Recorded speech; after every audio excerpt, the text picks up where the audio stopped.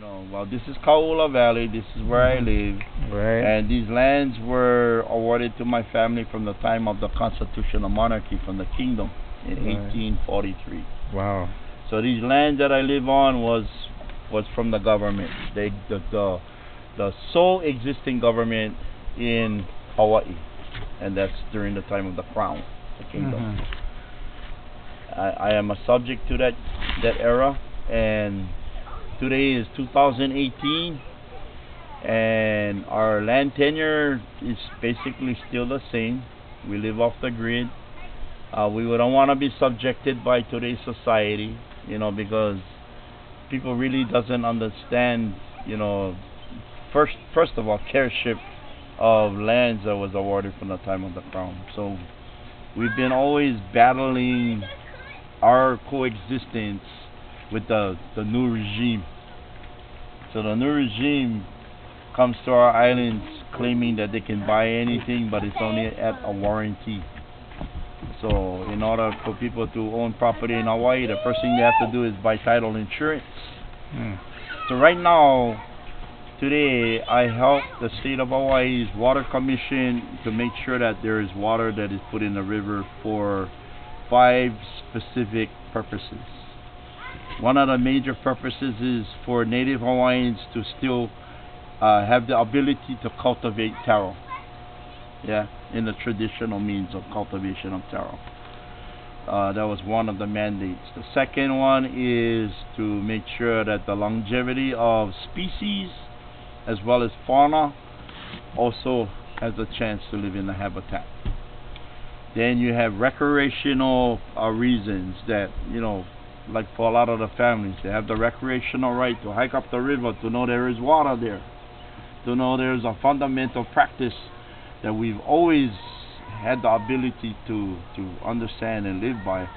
Those are those conditions that allowed it to the general populace, for educational purposes. And the main one under 172-C is to make sure that the water is not obstructed for only private use, that the water is used for the public trust doctrine, to make sure that all the general community has the rights to fresh, clean, running water in their homes.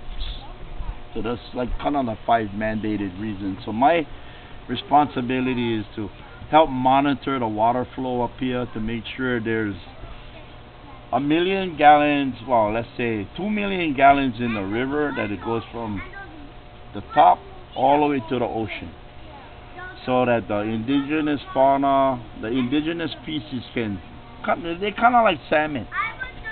They need to come up river, they need to cultivate the area, then when it rains, the initial flush, the larvae goes into the ocean, the siblings are born again, then they make their way up the river again. There's been a continuous cycle in Hawaii of the type of species that is dependent on rivers. When the mill companies came in, they dried up all the rivers. They dried up the rivers to a point as to where our indigenous species almost died off.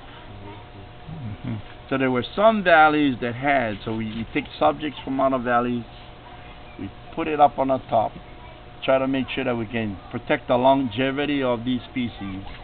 And now it's even more greater that through seaworm, the Commission on Water Resource Management made a ruling for 4 valleys: Ukumihame, Olowalu, Liliuokalani, and Kauaula is this valley, that a percentage of water goes back to the river to help with the environment of those species and fauna and all those rights that go with it. So it's great. It's a victory for us that it's not just the private sectors growing their fake farms, 1 coconut tree and 2 citrus trees in a 5-acre parcel, so they can grow nice lawns and flip their homes from $1 million to $2 million to $3 million. You have homes that they built down here in Liliuokalani that turned over 5 times. 5 times, and still nobody is growing anything on agricultural lands. They're coming to our islands They like the view. They're coming over here to live a life of luxury and not do a thing. Like for us, we're dependent on the land. The land is dependent on us. We need to work with the land to provide sustainable use for our future generations, and it's continual. So that's where our battle is, when we have people that come here that don't understand what tenure and careship of Aina, land, is all about, and disagreements between Native Hawaiians who live here on what we do to protect the longevity of our lifestyle. People just don't understand our poor lifestyle. Our poor lifestyle, everything from the mountain to the ocean, you have to have a cycle. Because people survive off of water. Of course, you need water to survive, but even the animals in the ocean need water to survive. Whatever comes from the mountain will feed the ocean. If nothing flows to the ocean, then everything in the ocean will die. Yeah, it's like It's a severing the veins from your hand. If you don't have that continual flow of the wairua, then fish not gonna have anything to feed off. Right. The algae, the limu, the seaweed is gonna die off. Turtles is gonna just. So everything is a cycle. So by the way, my name is Keeaumoku Kapu. I'm a Makaukaua for Maui. I'm kind of a standing chief, and this is my son Kaulana, my youngest son, my youngest boy. For the record. No, that's perfect. Yeah.